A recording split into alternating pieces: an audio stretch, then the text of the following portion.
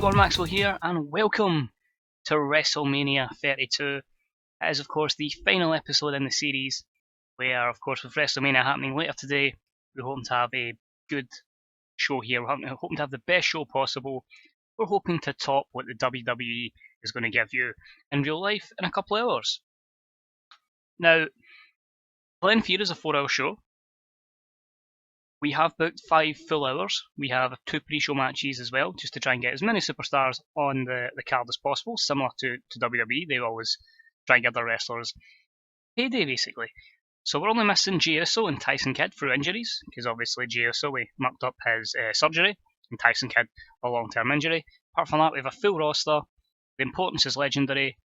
The only other thing that really needs to be said is the event is in the AT&T. We are only scheduled for 31,000 fans here. We're still going to do it in the AT&T, since that's where it's going to be in real life. So, we have, as I said, the 2 pre-show segments. We have 34 segments booked. It's the biggest show I've produced, and I'm just hoping that you guys enjoy it. And most importantly, you guys enjoy WrestleMania when it comes out later on tonight. So as always, guys, thank you for watching. It's deeply appreciated. I hope you enjoy the show. Let's crack on. WrestleMania 32. So only 30,545 turned up in attendance at the AT&T, but that's okay. That's okay. It's WrestleMania. So first off, we had a Battle Royal, the Women's Battle Royal, which featured Alicia Fox, Asuka, Brie Bella, Cameron, Dana Brooke, Emma, Naomi, Nikki Bella, Summer Rae, and Tamina. And about had some solid in-ring action, but non-existent crowd heat. Asuka wins the Battle Royal in 9 minutes and 58 seconds. The other members of the Final Four were Tamina, Emma, and Brie Bella, with Tamina being the final elimination. Tamina also got the most eliminations over the course of the match, basically portraying her, as WWE should, as a monster bodyguard. D-40 is okay, considering a lot of these divas don't really have the overness and the exposure that they should have. Summer Rae was off her game. Only Alicia Fox improved Rumble skills, and there's going to be negatives here, because a lot of them aren't really up there with psychology and are going to get a few negative crowd reactions. But overall, pretty happy with that. Next up is the Andre the Giant Memorial Battle Royal, which featured Baron Corbin, Bo Dallas, Chad Gable, Colin Cassidy, Curtis Axel, Damien Sandow, Darren Young, Devon Dudley, Enzo Amore, Fandango, Fernando, Goldust, Heath Slater, Hideo Itami, Jack Swagger, Jason Jordan, Jimmy Uso, Kalisto, Kane, the Machine Gun Carol Anderson, Connor, Mark Henry, R-Truth, Ryback, Sin Cara, Stardust, Titus O'Neil. Yes, we've allowed Titus O'Neil to participate. Tyler Breeze, Victor, and you know it, Zack Ryder. But in about, they had solid in-ring action, but not much in the way of heat. We gave the victory to Mark Henry in 15-18. Because it's in Texas, I felt that was the right way to go about it. Final 4 were Kane, Hideo Itami, and Stardust, with Kane being the final elimination. With Baron Corbin get the most eliminations over the course of the match, but Mark Henry is your winner of the Andre the Giant Memorial Battle Royal. C-58, Gable and Jimmy Uso were off their game. The Enzo Amore thing doesn't really matter, because we were going to turn them face to debut, but we never really went through with that plan. But it just gives all these guys a chance, and look at the improvements here on the male side, with Darren Young, Sin Cara, Fernando, Fandango, Jimmy Uso, Ryback, Titus O'Neil, Jason Jordan, Kalisto, Goldust, Baron Corbin, and Chad Gable all improving. Various skills, although most seem to be performance and technical. And of course there'll be God knows how many negatives ones as well. Look at all those negatives for Titus O'Neil. That's not good. But now it's time for WrestleMania 32. Let's go. Let's see how the show goes down. So we start off with America the Beautiful, and for some reason on this mod I don't have Lillian Garcia, so here's Michael Cole. He's not going to sing it, but he's going to introduce WrestleMania.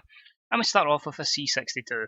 So just imagine someone singing America the Beautiful, and yeah, we just put Michael Cole in there. So C62 to start off the show. We then go to the announced team. It's WrestleMania, so we get a huge opening video with highlights from the likes of Hogan, remember him, slamming Andre the Giant, from Macho Man Randy Savage winning the title at WrestleMania 4. The Warrior winning the title as well. We then have the feud between Bret and Shawn Michaels, the emergence of the likes of The Rock, Austin, Triple H, and then from the Ruthless Aggression era, John Cena and Randy Orton, to the new breed who occupy the main event slot tonight, which is of course The Shield, and of course we end this one with The Undertaker's streak at WrestleMania and his loss to Brock Lesnar. The video then ends and we hit with lots of pyro before we head to Michael Cole at ringside.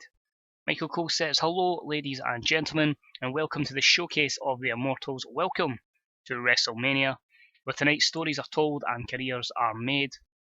Legacies unfurl in front of our eyes." JBL says, "This is the granddaddy of them all, Maggle. You've made it here. If you've made it here, to WrestleMania. You've made it if you've made it here, basically. I've confused myself there completely, but just saying you've made it if you've made it to WrestleMania is what I'm trying to say there. And what a main event we have tonight. The former Brotherhood of Justice go at it. And Michael Cole says, "That's right, John. Seth Rollins, Dean Ambrose and Roman Reigns, the former Shield, do battle for the WWE World Heavyweight Championship. All this plus more tonight at WrestleMania." So C65 there as we hype up tonight's big show. So, like most WrestleManias, we'll try and have some cool entrances, and our first cool entrance is not really massive, but similar to last year. I'm just going to have Rusev come out in a tank again, because let's be honest, Rusev coming out in a tank was really, really cool. And all I've added to that is Mashka. So Rusev starts the show coming out in a tank. Now, it's a C plus 68 there for the Bulgarian Brute for the opening contest of this evening, which in about it featured great action and average heat. Rusev does defeat Cesaro, Austin Aries, Dolph Ziggler, Alberto Del Rio and Chris Jericho in 12 minutes and 50 when Rusev defeats Chris Jericho via the Accolade. Rusev wins the WWE Intercontinental Championship. So a good win there for the Bulgarian Brute, a C-59, pinning the veteran Chris Jericho as well. Disappointing that we only got the C-59. Ziggler's improving Rumble skills. Overall, I'm pretty happy with it. Maybe could have went a little bit longer, but regardless, Rusev is your Intercontinental Champion. Next up, it comes up of all people, Rusev has scored the victory here. And then we go back to earlier in Rusev's career, where all over the big screens in the AT&T Stadium drops a Bulgarian flag with Rusev's face on it. So basically, instead of having the big flag dropping down, it's just come up on all the screens. And all we hear is Rusev Putria, Rusev Pashka. So C plus 68 there. Rusev celebrates with Lana by his side. In case you didn't notice, yes, I am a massive Rusev fan, so that's why he got the victory here. Next up, of course, it's WrestleMania, so we get some more over-the-top entrances. Here comes Triple H ready for his big match with an unknown opponent. He comes to the ring in a similar entrance to the previous Mania, where he gets up from a throne. After all, tonight he hopes to prove that he is the king of the WWE. So B83 there for the King of Kings, the Cerebral Assassin, the Game, Triple H, for his matchup next. Triple H is prancing around the ring, and he is ready for a war. But who is the unnamed opponent from NXT who dares to take on the Game? The crowd goes silent in anticipations, and all we hear is a drummer before some familiar music from NXT hits. Ladies and gentlemen, coming down the aisle with a towel around his neck even, the Samoan submission machine, Samoa Joe. Triple H looks shocked for a little bit before he signals for Joe to come and get some. This is going to be a war, and what an introduction to the WWE for Samoa Joe. A debut at WrestleMania against Triple H. So basically, Triple H became available to fight. There was temptation to do Triple H versus The Rock, but I felt this was a good chance to give Samoa Joe some exposure because I'd already turned Triple H face at the time. So C-58 there. The match itself delivers pretty well, and a bit that featured great action and average heat. Triple H defeats Samoa Joe in 15:23 by pinfall. A pedigree. Triple H asks before the match, "Am I fucking going over?" Of course you are. B79, no specific comments to make about the segment. Samoa Joe improving technical and performance skills. Overall, considering the mod, I think this is a pretty good debut at WrestleMania for the Samoan submission machine. It's been a hellacious battle, but the Game, Triple H, has overcame a brutal beating from Samoa Joe to just get the 3 count and no more. He has survived here, but his celebrations are short-lived, as he hopes his NXT girls can come through tonight, or his WWE dream is over. So B79 there for the post-match stuff. Nothing really to add to that, apart from Triple H's career is still on the line. We got a small hype video documenting the history of the Sami Zayn Kevin Owens feud, going all the way back to NXT, Sami Zayn's debut, and he and Kevin Owens talk over it, where he says, Where was my debut alongside you? I had to wait. They wouldn't call me like they did in real life. We then fast forward through Cesaro versus Zayn to Neville versus Zayn and Sami Zayn winning the title. Then we actually see Kevin Owens' debut against CJ Parker before we cut to the aftermath of Zayn's title celebration and the brutal assault from Kevin Owens, and then the same assault that Kevin Owens did to win the title and take Sami Zayn out of action. We've seen the minor fights I've had in the main roster as well, but tonight they truly go to war. So really just a big highlight package documenting Sami Zayn, Kevin Owens feud over NXT, which WWE should have highlighted in real life. But C-59, nothing really to add there. Straight into the match, which had some good action and average heat. Kevin Owens loses to Sami Zayn in 9:33 as Sami pins him after a brainbuster, going back to his previous alter ego. C-54. Nothing really to speak about here, just two guys that really need a bit more overness, but they get their big moment at WrestleMania. No negatives for Sami Zayn, just maybe could have let the match go on a little bit longer. Next up, as we prepare for our 4-way tag team championship match, a quick video to just highlight the highlight reel team of Neville and Ricochet, just to show they can do all these insane moves and work very well as a team, and that's a D46. Oh, Dallas! And the fine viewers of YouTube, don't you dare be sour. Clap your hand for your 2-time, soon-to-be 3-time tag team champs and feel the power. It's a New Day, yes it is, an over-the-top entrance for the New Day, Kofi Kingston and Big E, with Xavier Woods by their side. They are ready to recapture the tag team championships possibly this evening with a D+49 segment there, because I'm sure at WrestleMania they'll be one of the teams that gets an over-the-top entrance. The match itself had some good action, but not much in the way of heat, as the New Day defeat the City Cowboys, Bad News Barrett and Sheamus, and the team of Ricochet and Neville in 12:15. They eliminate Neville and Ricochet first, followed by the tag team champions, and then next up, Bad News Barrett and Sheamus, then the tag team champions to become the tag team champions. I think that made sense. In my head it did. Basically, they pin all three teams, the rookie team first, then the two brawlers, and then the tag team champions to become tag team champions. Robert Roode and James Storm have great chemistry. A couple of improvements here from Big E, Sheamus, Robert Roode, and Neville. Most importantly, your new tag team champions, the New Day. We then see Triple H backstage with his wife, Stephanie McMahon. Stephanie says, "Hunter, are you sure the girls can get the job done tonight?" Triple H says, "Of course, Steph. Honestly, you've seen them in NXT. They bring something else to the table. They have great heart, spirit, and character. I'm sure they can get the job done." He also thinks that he's Brendan Rodgers in this case. Well done if you get that reference. Stephanie says, "But Hunter, it's against Ronda Rousey, the most dominant female athlete in recent times. If not ever. Do they really have a chance?" Hunter says, "Listen, if Holly Holm can shock the world, then so can my girls. Trust me. Even whatever plans your old man has, these girls will shine through. I have faith in them." So a B79, a bit of uncertainty between Triple H and Stephanie. Can the four horsewomen get the job done? We then have the great one. Do you feel the electricity? Because here comes the great one, the People's Champion, The Rock.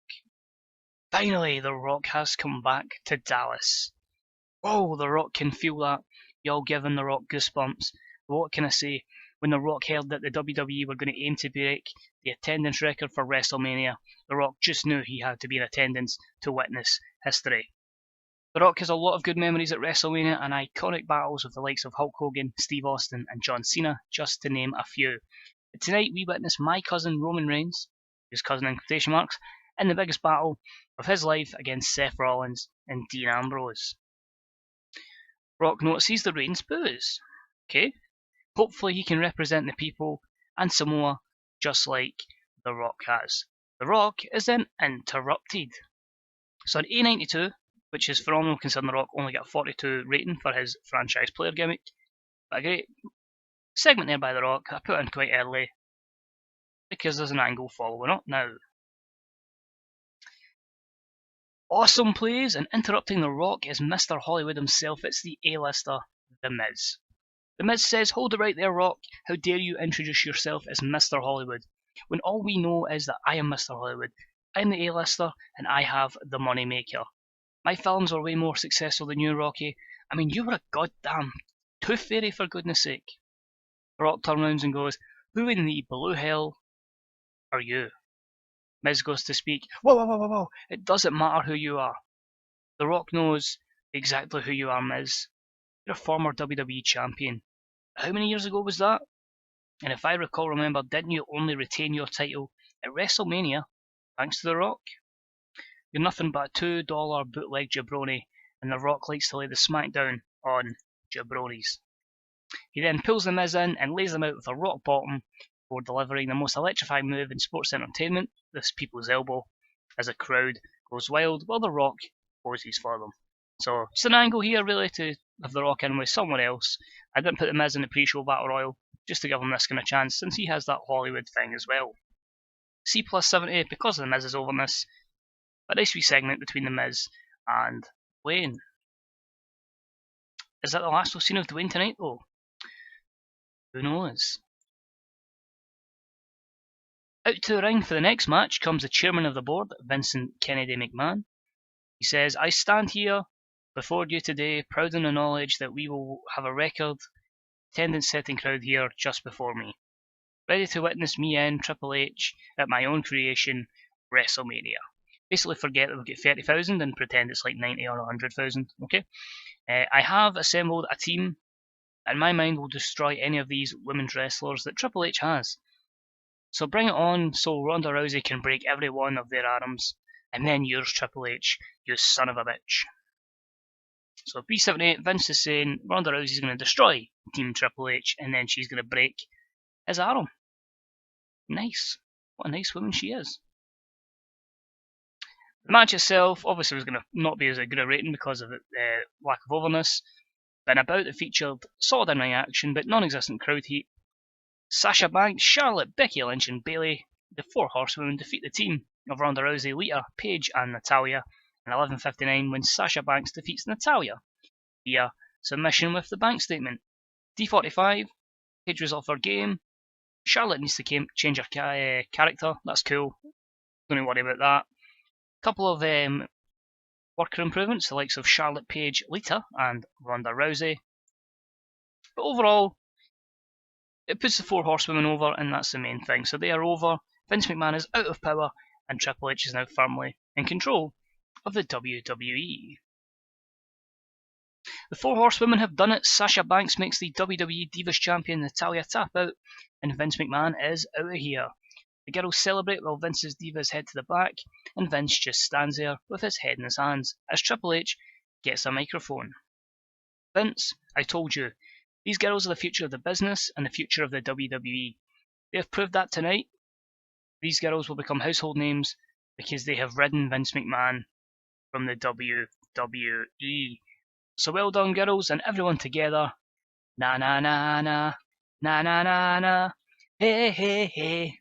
Goodbye," as Vince McMahon leaves the arena and leaves the stadium all teary-eyed as he has gone from the WWE. Triple H, a good promo there, B80, and it was all good there, can't complain. Exceptional improvising. Good man, Triple H. Well, then backstage with our backstage correspondent, Renee Young, remember her, I barely used her, who has a breaking update for us. "Guys, I am backstage here looking to get a word with the United States Champion Finn Balor, just moments before his WWE United States Championship defense against AJ Styles. What I have been told is that Balor is not taking any interview requests and he's not acting like himself. Apparently something strange is going on with Finn Balor, and it remains to be seen if he will even compete in his match, which is rumoured to be up next." Back to you, Michael. So, what is going on with Finn Balor at the moment? Will he even take part in this match? D-39 because Renee's not over. What has happened to Finn?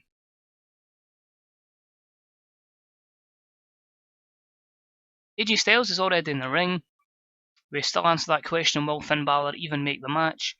The stadium goes dark and we hear a familiar noise from the start of Balor's entrance, and something crawls out from behind The curtain. This isn't Finn Balor. This, ladies and gentlemen, this is the Demon Balor. Crawls to the top of the ramp, with his title in front of him, as if it's his precious. Balor is covered in his old NXT face paint. He gets ready to go to war with AJ Styles, and that is next. So we switched the gimmick as well, because I had to change that to a loner gimmick, which is a 76 rating. And we changed his picture, so he actually looks like the Demon. So C plus 68. I just thought that was a nice little angle there, to build up a bit of hype for this US title match. And a bit featured great action and a good crowd. AJ Styles defeats Finn Balor in 17 minutes and 49 with a Super Styles Clash, or the Phenomenal Forearm. Stick to the Super Styles Clash. AJ Styles wins the WWE United States Championship. A solid B-72 since these are upper mid-card talents in this save. No skill improvements. Very few negatives here. AJ Styles because of his gimmick, and then title prestige in the length of the match. But overall, great performance, guys. I'm proud of yous. Then have a promo backstage. Tonight, basically John Cena says, together me, Daniel, Sting and Undertaker will finally rid the world of the Wyatt family. For too long they have wreaked havoc upon the WWE and their families respectively. It's time we get rid of them for good. Bryan says, John, I know. The Wyatts have caused nothing but distress for Nikki and Brie and our families. Enough is enough, and tonight, alongside Sting and Taker, we give them a hell of a beating. Daniel, are you ready? Yes. The fine people of Dallas, are you ready? Yes. Yes, yes, yes. So the crowd is in with the yes movement, the yes chants are going as we get ready for this big, massive 8-man tag. So a B79 there, good work there from Daniel Bryan and John Cena. As a good promo there to get us hyped for this match. We basically have a hype video playing up before the war begins. Wyatt family tackle the Dream Team and what is set to be an epic clash of the Titans. It's just basically going over the whole video package, which is over the Wyatts capturing Nikki and Brie, taking out John Cena. Before then we have the return of Daniel Bryan. We then see them fight back, but fall to the numbers game, which then sees the arrival of Sting, and then the Undertaker. And then we close in the video, which had them in the ring at the same time and aligning together. Thus, the Dream Team was formed. Harper, Rowan, Strowman and Wyatt, Cena, Bryan, Sting and Undertaker. It's live, and it's next. So C plus 66 is okay, and now the match is ready to begin. Of course, after a 20-minute Undertaker entrance, it's Wrestlemania, the Wyatts are on the outside, and Bryan, Cena and Sting are in the ring. So it's time for the awe-inspiring entrance of the dead man, the Undertaker. The gong hits, we get some pyro before the smoke hits, and here comes the Undertaker. It's just his usual entrance routine, the usual captivating Titantron package, very similar to Wrestlemania 31, which in my opinion was absolutely spectacular. He gets to the ring and he lifts his arms and the lights are raised. He then gets into the ring, removes his hat and lifts his eyes, and then completely stares down Bray Wyatt. We, ladies and gentlemen, are ready for war. So B75, B-75 there for The Undertaker. Every Wrestlemania, his entrance is simply incredible, and I have no doubt that at Wrestlemania 32 it will be the same. The match itself, flop because of the guys we had in it. Bear in mind, because of the age of Sting and The Undertaker, you're never going to get a good match out of them. It's just the way that TEW2013 reflects this. Maybe this will be improved in 2016. I was hoping putting them with Bryan and Cena may help that. Maybe not. Of course, with Braun Strowman in this match as well. And obviously one of the challenges of the series was to make him a decent, respectable athlete. But it's not one of our main matches, so not to worry. But in a match that had some good action and a good crowd, Daniel Bryan, John Cena, Sting and Undertaker defeat Bray Wyatt, Braun Strowman and Harper and Rowan in 16:43 when The Undertaker defeats Eric Rowan by pinfall with Tombstone Piledriver. C-57, Sting and Undertaker were tiring, that was always going to happen. Braun Strowman's improving his performance skills. If you scroll down here, a lot of the negatives are Sting and Taker, or declining physical ability and their stamina. Luke Harper needs a gimmick change. So the Dream Team have done it. They've defeated the Wyatt family.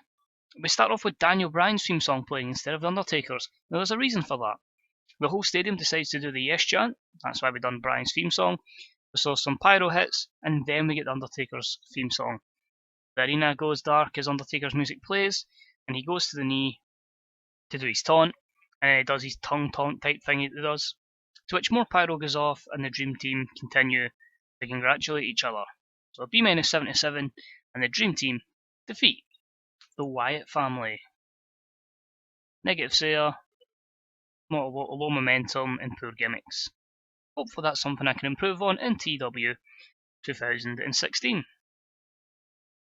But then backstage with Paul Heyman just moments before Brock Lesnar tangles with the Viper, Randy Orton. Paul Heyman says tonight we see a beast take on a Viper, and despite the fact that a Viper can sting, tonight is the night the beast completely rips apart the Viper.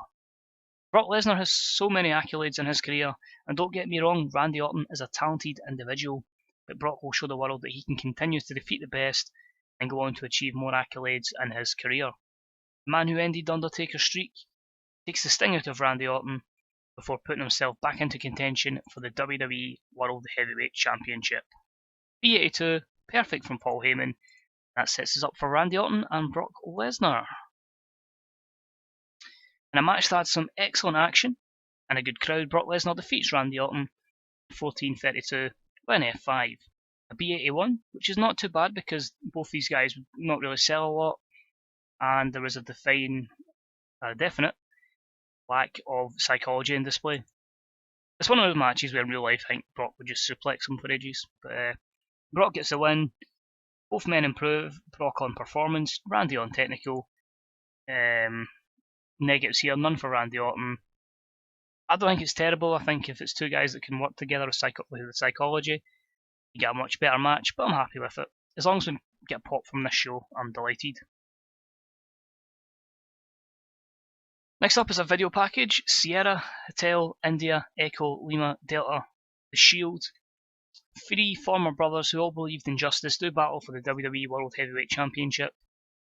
Ambrose, Rollins, Reigns. Here we go. So B83, the world title is on the line. 3 Shield brothers collide. Next. And the match flops. Yay! In a match that had excellent in-ring action and a good crowd, Roman Reigns defeats Seth Rollins and Dean Ambrose in 23 minutes and 5. When Roman Reigns defeats Dean Ambrose by pinfall, Roman Reigns becomes the new WWE World Heavyweight Champion. A C+70, this again suffered from the lack of psychology that had the last match, which is a bit of a pain that 5 top workers in the company apparently don't have good psychology, but that is the mod for you. It's disappointing. Seth Rollins improving technical. Roman, as I say, starts his second generation star gimmick. For the lack of negatives there, it is mostly because of the psychology aspect, so I'm hoping our post-match angles can hopefully raise the rating. He's done it. The big dog Roman Reigns has overcome every obstacle in his path on the way to finally becoming the WWE World Heavyweight Champion for the first time, because he hasn't won it in this yet. He's pinned his brother Dean Ambrose for the 1-2-3. Rollins is on the outside and he is visibly gutted that he has lost his championship, while Ambrose is being helped to the back by officials due to the war that has just taken place. The referee gives Roman Reigns the championship. He lifts it in the air while confetti pours down on him, while the Smarks boo him violently. B+85, Roman Reigns clearly enjoyed going off script there and just celebrating. Decent promo. Roman Reigns has done it, and Vince is pure chuff backstage. And to top off the celebration, we get the music of the one and only The Rock. Rocky heads down to the ring to join his cousins for his celebration. He gets a mic and cuts a promo to Roman. He says, "Well done, Roman. An excellent victory, proving that you're the man around here. That great win over your brother in arms, Dean Ambrose. I'm proud of you." Roman looks delighted and he fist bumps The Rock. But there is one problem, and that is the people. Well, listen to them. The people don't want you, and it's my duty as the people's champion to give the people what they want. Roman looks on and saying, What you on about? The Rock turns around and rock bottoms Roman Reigns, follows up with a people's elbow. He then grabs his championship and raises it in the air as if a signal to say, Roman Reigns, The Rock is coming for you. End of show. Thank you for watching. So, if I had to continue the series, which I won't be because obviously we're waiting in TEW2013, the plan was to turn Roman Reigns into a heel after this because he's pinned his brother. A small feud between Roman Reigns and Dean Ambrose, which would eventually lead to Reigns versus The Rock at SummerSlam or next year's WrestleMania, depending on how things went. But overall, in A93 to end the show, I felt like the two main event matches would struggle a little bit because of psychology, so that's why we put in strong angles to hopefully bump up the rating. Not sure if people will agree with it, but it's one of those things. You know, the ratings were always going to suffer because of psychology, and it was a gamble I had to take. So overall, get a B81, nothing spectacular because of the mod, that's just one of those things. I'm not dissing the mod maker, I feel he has done fantastic things. Psychology's a bit iffy, but you know, maybe he's got a point. Maybe sometimes they don't tell the best stories in the main event with the kind of guys. But overall, increases our pop by 36 regions, and we get the B81, which is all positive. I'm not even going to bother with a speech, and we're just going to take it to the menu screen. As I say, this is the last episode in the series. We'll be focusing on We Are Wrestling just pretty much until TEW2013 comes out. And then we'll be starting again with TNA like we did in the last series with 100, that got to 100 episodes. We'll be trying to beat that and trying a few other things over the course of the year basically. So, report, vast majority enjoyed the show. That's good, that's ideal, that's what we like to see. Emails, Goldust is gone, Triple H is unhappy because I made him a wrestler, and our buy rate was a 7.25. So what I'm going to do, only check a few things, but financially, we made 300 odd K, so we're making profit every month. Maybe not massive profit, but at the end of the day, it was still enough to keep the company well and afloat. We're actually going to look at the user, who I was obviously John Stewart, but let's just look at the stats. So we're in charge for 6 months. I did book 98 shows, so just short of 100. Of course, that's including Superstar, SmackDown, Main Event, which I obviously didn't record. Our best show was a Raw in March 2016, where we got an 82, so that's good to see. Best match was Roman Reigns, Dean Ambrose, and Randy Orton, who defeated Seth Rollins, Barrett, and Sheamus. That's good to see a 6-man tag. Our highest attendance was 33,000 at Survivor Series, so we actually topped Mania. But our highest buy rate was WrestleMania at 7.25. Our highest TV rating was a 5.61. Some of the real small things I want to quickly cover in this video is Dean Ambrose. When we took over, his popularity was way down at 75s. We got it up to 86s before the last couple of defeats, seen it down to 79s and 80s. So we did do a little bit of progress with Dean Ambrose. Seth, let's look at Seth. His popularity, well, it's dropped a good little bit. Well, it started at 77, dropped a little, up a little bit to 80s, and his went down. So what I'm expecting from this is probably Roman Reigns to just go way up. So popularity 87, yep. So we get Roman from a 72 down to a 71, up to as high as some places they just shy being an A-. So that's how you push Roman Reigns and get Roman Reigns over. Nothing what the WWE's doing. So delighted with that. Other two I'm going to check. Finn Balor obviously came up from NXT with no real overness. Started at 43, we managed to build him up 51s up to 68, just shy of 70s, so good fit, nearly 30 points of overness on Finn Balor over a 6-month run. And last but not least, one of the challenges was Braun Strowman. His popularity ended up at 48s or 50s, which isn't bad considering when he started he had 15 overness and we managed to get him fairly over. It's one of those ones, if we get another year with him, we could maybe make him upper mid-card. It just really depends how much we could cover his lack of ability. So we finish the series with Mark Henry as your Andre the Giant Memorial Battle Royal winner, Natalya as your Divas Champions with runs for Charlotte and Sasha Banks, your Intercontinental Champion, we gave runs to Cesaro and Kevin Owens, and Rusev as your new champion. The US Champion, we went through just John Cena and Finn Balor before giving it to AJ Styles. The World Tag Team Championships, we'll skip to that first. We went the New Day, the City Cowboys, and then back to the New Day. That's not bad, not too many changes over a 6-month spell. In the World Heavyweight Championship, we went through Seth, who dropped it to Ambrose, who dropped it to Seth again, and then dropped it to Roman Reigns. But as I say, that's it for this series, guys, and this episode. As I say, we'll be focusing on We Are Wrestling just until TEW2013 comes out. As I'm recording this, we don't have a date, but it'll probably be like a week after release, just really to get an idea of how the game works, and then hopefully we can have a good TNA save, and we can learn from my mistakes together, because I no doubt I'll make mistakes, and hopefully some of you viewers can help me learn, and help others learn as the game goes on, like people did in the early days of TEW2013, which really helped me massively as a player. I'm also going to be doing a WWE offline save, so basically I might just record the pay-per-views, or do overviews of my offline save, just to see if people like or dislike my booking. Apart from that, guys, thank you as always for watching. If you enjoyed the episode, drop the old thumbs up. Any comments, let me know. I'll try and get back to them as soon as I get back from Dallas. That said, guys, always check out Fantasy Bookers on Reddit. So many guys playing TW, so many stories that are being told.